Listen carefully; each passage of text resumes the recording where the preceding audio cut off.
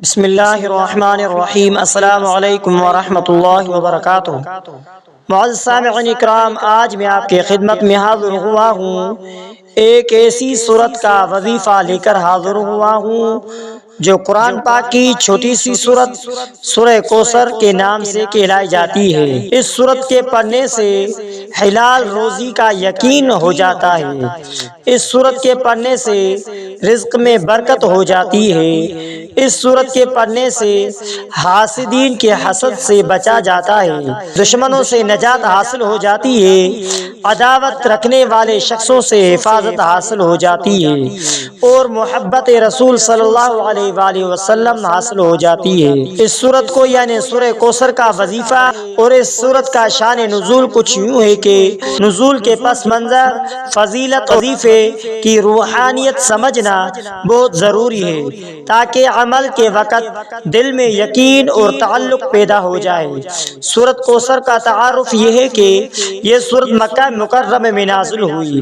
مفہوم: اللہ تبارک و تعالی نے نبی کریم صلی اللہ علیہ وآلہ وسلم کو کوثر عطا فرمایا، یعنی خیر کثیر، روحانی دنیاوی نعمتیں اور خاص مقام عطا فرمایا۔ سورہ کوثر کا شان نزول کچھ یوں ہے کہ آپ علیہ الصلوۃ والسلام کے صاحبزادے حضرت قاسم اور حضرت عبداللہ رضی اللہ تعالیٰ عنہ اجمعین بچپن میں وفات پا گئے تھے۔ اس وقت مشرکین مکہ، خاص طور پر عاص بن وائل ایک معروف سردار نے یہ طعنہ دیا کہ محمد صلی اللہ علیہ وآلہ وسلم ابتر ہو گئے، ان کا کوئی بیٹا زندہ نہیں رہا، ان کا سلسلہ ختم ہو گیا، یعنی نعوذ باللہ ان کا نام مٹ جائے گا، کوئی وارث نہیں ہوگا۔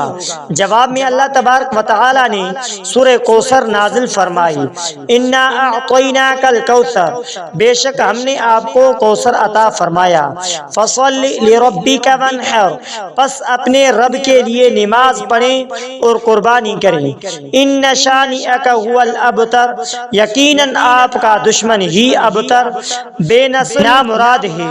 سورہ کوثر کا مفہوم: مفسرین نے لکھا ہے کہ کئی معانی بیان کی جاتی ہے، جن میں شامل یہ ہے کہ خیر و کثیر، دنیا و آخرت کی بے شمار نعمتیں، حوض کوثر، جنت کا وہ چشمہ جو قیامت کے دن آپ علیہ الصلوۃ والسلام کو عطا ہوگا، نبوت و شریعت، کامل دین کا عطیہ، امت محمد صلی اللہ علیہ وآلہ وسلم کی کثرت، آپ صلی اللہ علیہ وآلہ وسلم کی امت سب سے زیادہ ہو، حضرت فاطمہ الزہرا رضی اللہ کے ذریعے نسل کا باقی رہنا، نبی کریم صلی اللہ علیہ وآلہ مقام و مرتبہ اللہ تبارک و تعالی کی طرف سے بلند ہے، کوئی دشمن اسے نہیں مٹا سکتا۔ اللہ جب نوازتا ہے تو دشمن خود رسوا ہوتا ہے۔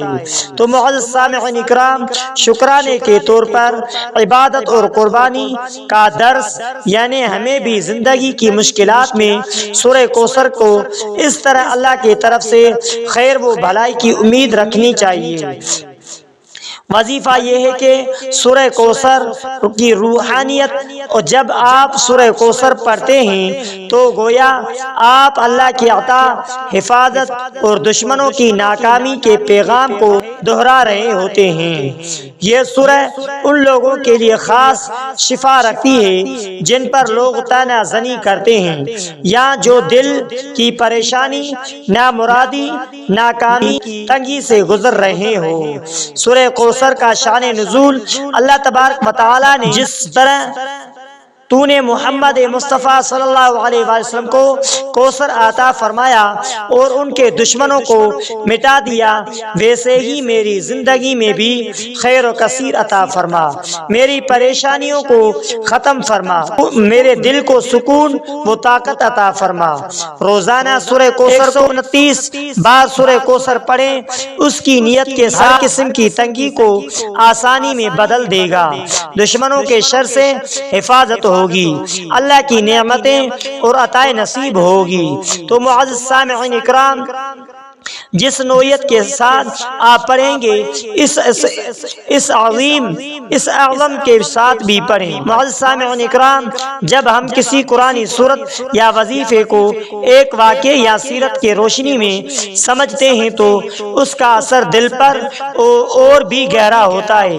اس سورت نے سورہ کوثر کے بارے میں مزید رہنمائی اور ایک واقعے کے ساتھ طلب کی ہے، تو آئیے ہم سورہ کوثر کی روحانیت طاقت کو نبی کریم صلی اللہ علیہ وسلم کے سیرت کے ایک تاریخی اور دل چھونے والے واقعے کے ساتھ سمجھتے ہیں۔ واقعہ کچھ یوں ہے کہ نبی کریم صلی اللہ علیہ وسلم جب مکہ میں دین اسلام کی تبلیغ کر رہے تھے تو آپ پر کفار و مشرکین سخت تکلیفیں دیتے تھے۔ ان میں ایک شخص جس کا نام عاص بن وائل جو قریش کا ایک رئیس تھا۔ اللہ کی قدرت دیکھیں، وہ عاص بن وائل جس نے طعنہ دیا، آج کوئی اس کا نام نہیں جانتا، اور نبی کریم صلی اللہ علیہ وسلم کا نام بلند ہے، ہر اذان میں لیا جاتا ہے، ہر نماز میں درود بھیجا جاتا ہے، ہر مسلمان کے دل میں بستا ہے۔ سبحان اللہ، سچا وعدہ پورا ہوا، بے شک تیرا دشمن ہی ابتر ہے، یعنی نام کٹا ذلیل اور ختم ہوگا۔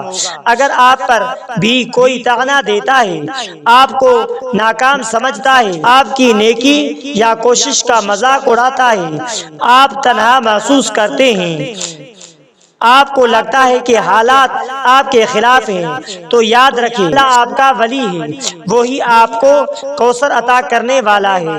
وظیفہ کی فہم کے ساتھ کریں۔ رات کو سونے سے پہلے باوضو ہو کر جائے نماز پر بیٹھیں، اول آخر 11 مرتبہ درود ابراہیمی پڑھیں، اس کے بعد سورہ کوثر 29 مرتبہ پڑھیں۔ آپ بھی ہمارے ساتھ درود ابراہیمی پڑھیں اور سورہ کوثر پڑھیں۔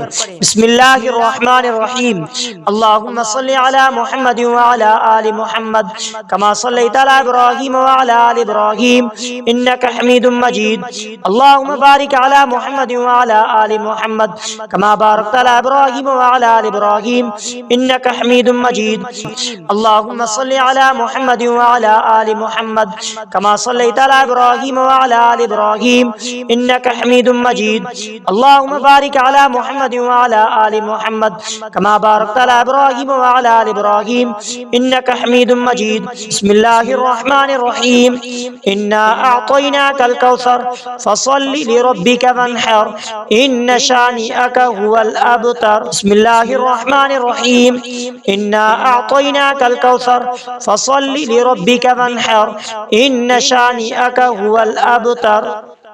جب بھی دل ٹوٹے یا کوئی طعنہ دے یا حالات خراب ہو، دل میں آہستہ سے 3 بار انا اعطینا پڑھا کریں، پھر اللہ سے کہیں یا اللہ مجھے بھی کوثر جیسا سکون، خیر و طاقت عطا فرما۔ تو معزز سامعین اکرام، آخر میں آپ سے ریکویسٹ ہے کہ اگر آپ نے ہمارے اسلامک وظائف ٹی وی چینل کو سبسکرائب نہیں کیا ہے تو آپ ہمارے اسلامک وظائف ٹی وی چینل کو سبسکرائب کر لیجئے اور بیل آئیکن والے بٹن پر کلک کریں۔